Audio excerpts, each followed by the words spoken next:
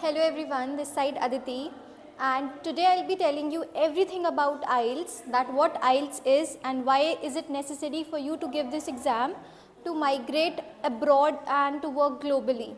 So this is one of the exams that every student needs to crack who wishes or who desire to go out and study in abroad.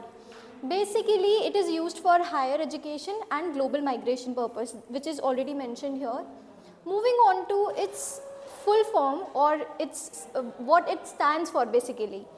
IELTS, IELTS, the correct pronunciation is not IELTS. There are many people who call it IELTS. The correct pronunciation is IELTS. So this was the main point that I really wanted to make it very clear with everyone.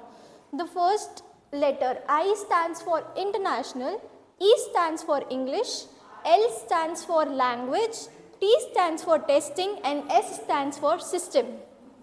Basically, it is International English Language Testing System, which is a testing system, which is an exam which you can choose to give computer based also, and you can choose it to give on paper based also, right?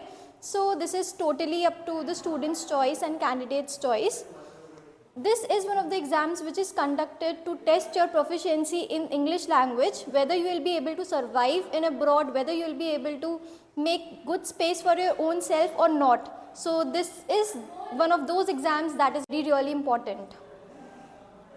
Okay, so now as you all are already clear about what IELTS is, I already gave you a brief description about what IELTS is. So now let's come on to how you will be assessed in 4 parts. Like you will be examined or you will be assessed with 4 parts. So the first one is listening. They will be assessing you about your listening skills, whether you are a good listener or not. The second part is reading, whether you are able to read properly or not. Third one is writing, and the fourth one is speaking, because these 4 are the main criteria where you will be judged upon your English, whether your English level is good, bad, average, like where do you all stand. IELTS exam will decide that. So here you will be assessed in 4 parts, and listening time period would be for 30 minutes where you will have to solve 40 questions. You will be given headphones there. Also you will be given your answer sheets. So you will have to jot down your answers, and students, any of the students need not panic, because you will be getting enough of time to read your answers also, and you will be getting enough of time to write your answers as well. The second part is reading. In reading you will be given again 60 minutes, that is 1 hour, and you will have to solve 40 questions.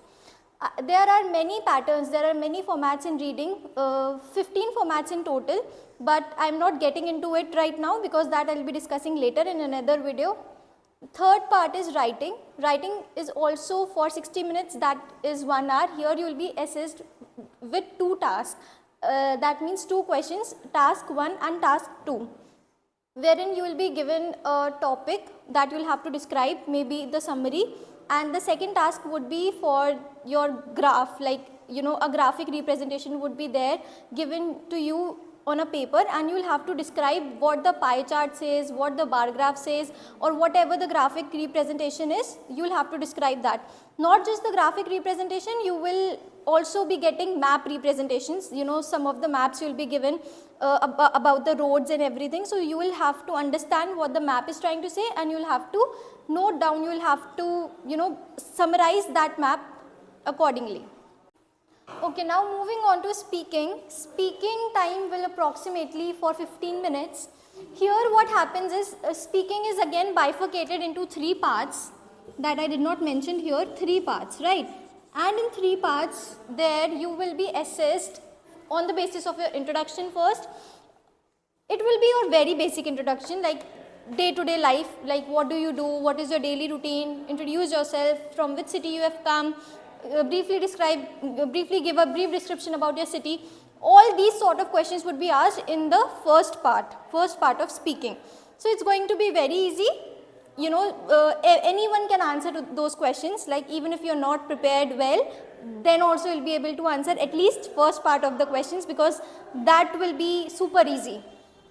Moving on to the second part of speaking. Second part of speaking is something which you all can relate with the spontaneous speaking, wherein you will be given a topic which is also called cue card.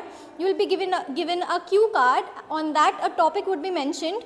Also there those keywords or the key points would be mentioned, that what do you have to speak in that particular topic, that what are you going to speak. For example, just for an example, describe a moment when you met a person and you became instantly friendly with that person, right? For example, this is the cue card. So here details would be mentioned, that where you met this person, how do you met this person, why you became like good friends instantly. So all of these parts would be mentioned there in the cue card. It's not that the only topic would be mentioned there. What do you have to speak in that cue card, that will also be mentioned. So that is also going to be very easy. It's just that they will be assessing you whether you are a good communicator, whether you have good speaking skills or not. The last part about speaking would be follow-up questions. So here the third part, the last part would be of speaking, and that is follow-up questions. And in follow-up questions, what you will be asked is the same related to that particular topic, or the same thing you will be asked related to that particular cue card. Whatever the cue card you will be having, the same questions or related to that questions will be asked. For example, I gave you a cue card about that, where describe a moment where you met a person whom you became instantly friendly with, right? For example, this is the cue card. So the follow-up questions could be that nowadays it is really easy for people to make friends easily. This is one of the follow-up questions which can be asked related to this particular topic. So the same type of questions would be asked there. So it's going to be easy. Speaking is the most easiest thing or the most easiest part of IELTS, because here you'll be giving a face-to-face interview or a face-to-face introduction and interaction with the person who's taking your interview. So it's going to be very easy. All you need to be is really confident and feel that yes, I can do it, and for sure you will be able to do it. So that's all about IELTS exam for today. The whole curriculum and the whole timings, questions, everything is explained here.